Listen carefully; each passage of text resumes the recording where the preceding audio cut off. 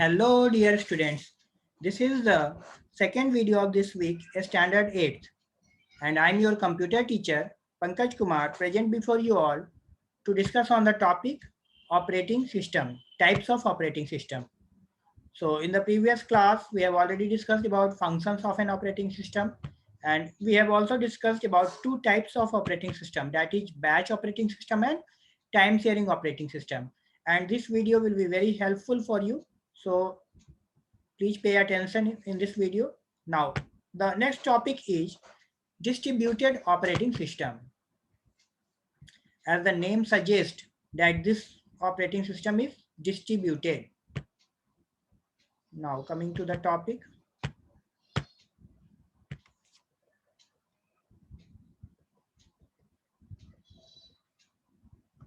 Distributed operating system.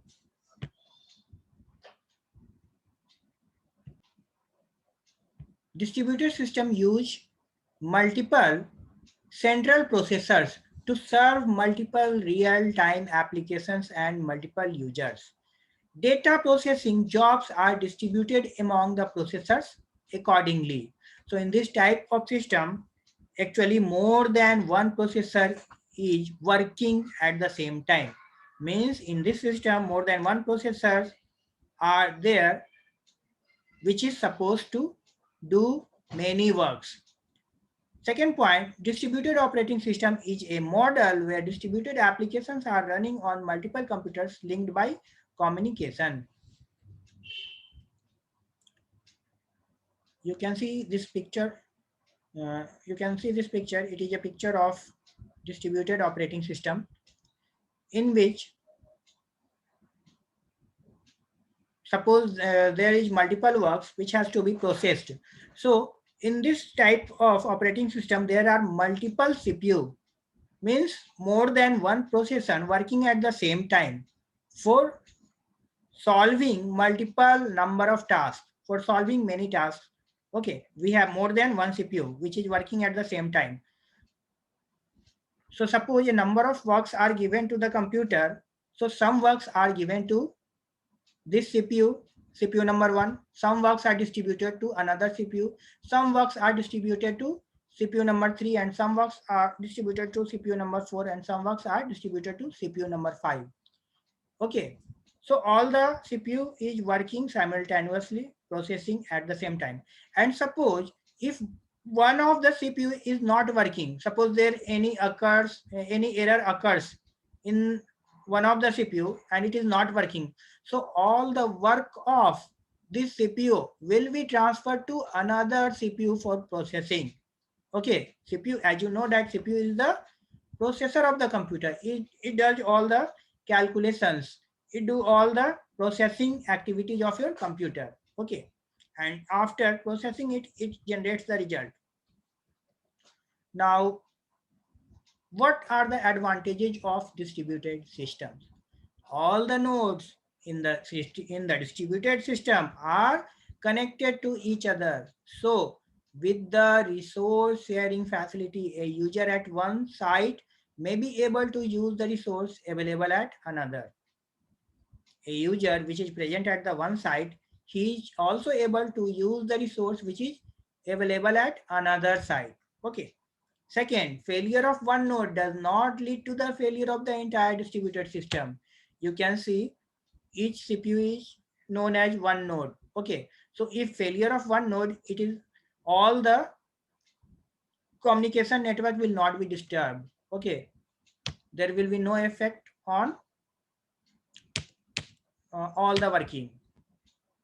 Okay, so you can say failure of one node does not lead to the failure of the entire distributed system. If one node is not working, no problem. All the work of that node will be transferred to other nodes.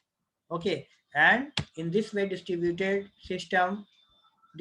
operating system will not be disturbed. Okay, now next point, better service to the customers.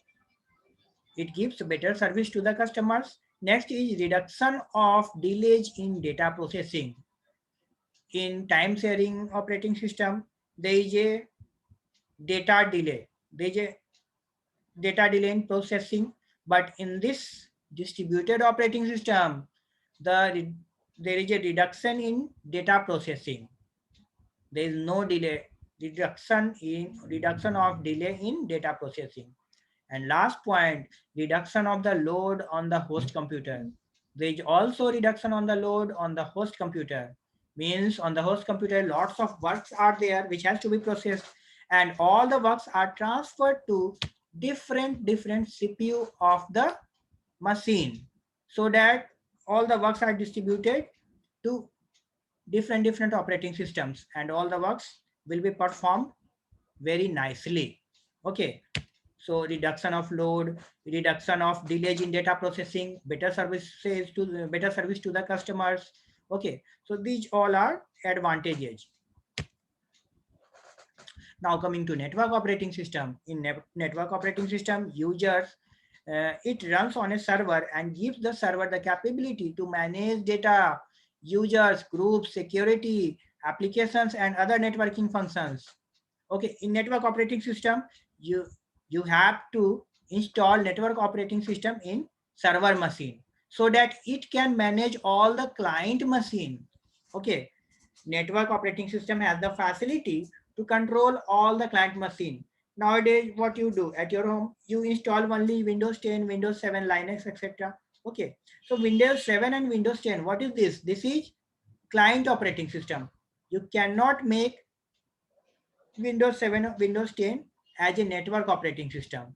For running network operating system, you have to install some networking OS. Okay, and what are the examples of network operating system OS?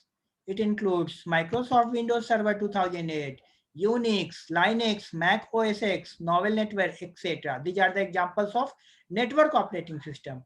If you install these types of operating system in your computer, then you are able to create your server.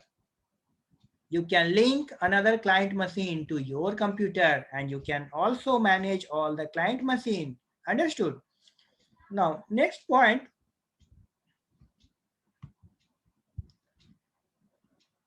the basic purpose of network operating system is to allow shared file and printer access among multiple computers in a network. What is the purpose of network operating system? It allows multiple files, it allows resources to share among different computers in a network. Now you can see the picture of network operating system. Suppose you have created your network at the center. Okay, this is your server computer and you have installed network operating system like Windows Server 2012. You have installed Linux or Unix at the central computer, and you are going to control all the client machine, which is also known as agent. Okay, so network operating system has the power to control all the machines, and it can share the resources also. Resources like printer. Now you can see some of the advantages of network operating system. Centralized servers are highly stable. Second, in this system, there is a centralized server which is highly stable, which controls all the other machines. Second, it upgrades to new technologies and hardware can be easily integrated into the system.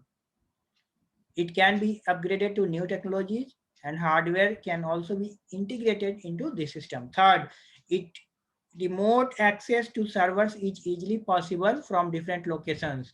In network operating system, remote access to server is easily possible from different locations. Understood? Now, some of the disadvantage of network operating system is also there. High cost of buying and running a server. Second, dependency on central location. For most operations, you have to depend on central location. If the central server machine fails, if central server machine is not working, it fails, then it cannot control all the client machines. All the entire network of the system will fail. Okay, so it all depends on central network. Okay, now next disadvantage, regular maintenance and updates are required. So these are some of the disadvantages of network operating system. Now coming to last that is real-time operating system. A real-time operating system is defined as the data processing system in which the time interval required to process and respond to inputs is so small that it controls the environment. In this type of system, the processing speed is very, very fast. Okay, the data processing system is very fast, in which the time interval required to process and respond to inputs is very small. The time interval required to process and respond to input is so small that it can control the environment. Okay, the processing speed is very fast. That's why it is able to control the environment.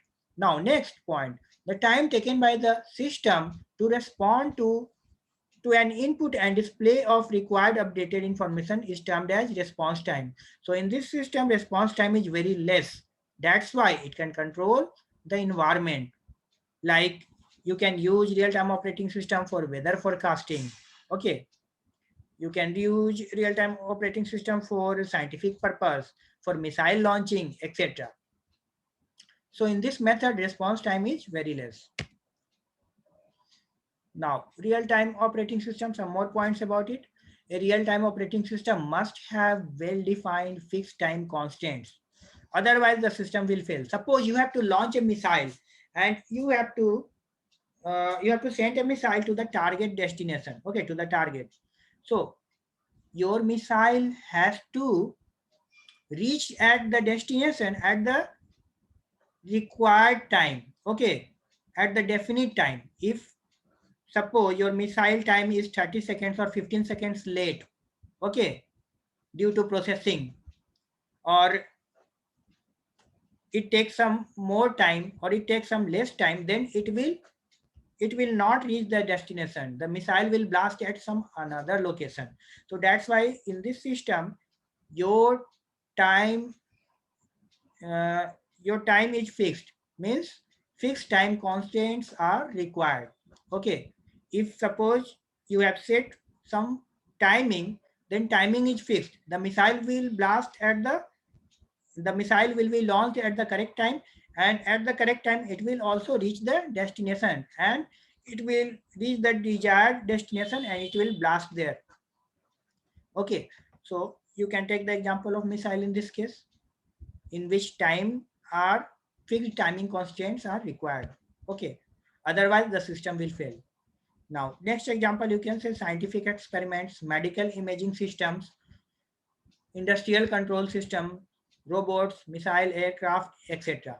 And it is also of two types. One is hard real time and another is soft real time.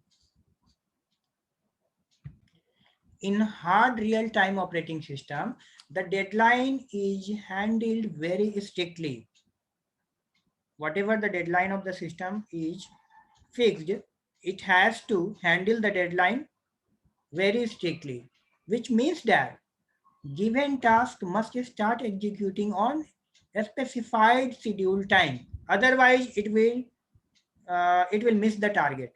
Okay. So in this case, the time is critical. Okay. And must be completed within the assigned time duration. The task must be completed within the assigned time. Whatever the duration of the timing, it must be completed at the time duration, assigned time duration. For example, you can say medical critical care system, aircrafts, missile launching system, etc. Now, next is soft real-time system.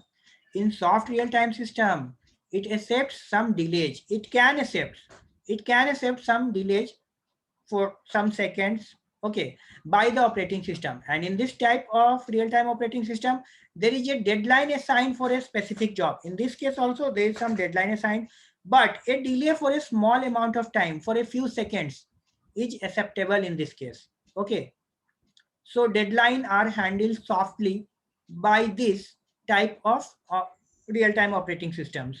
Deadlines are handled very softly. Examples, online transaction system. Suppose you are using online transaction system. Okay. So in that system, or you are using ATM machine. So in that system, real-time operating system is working.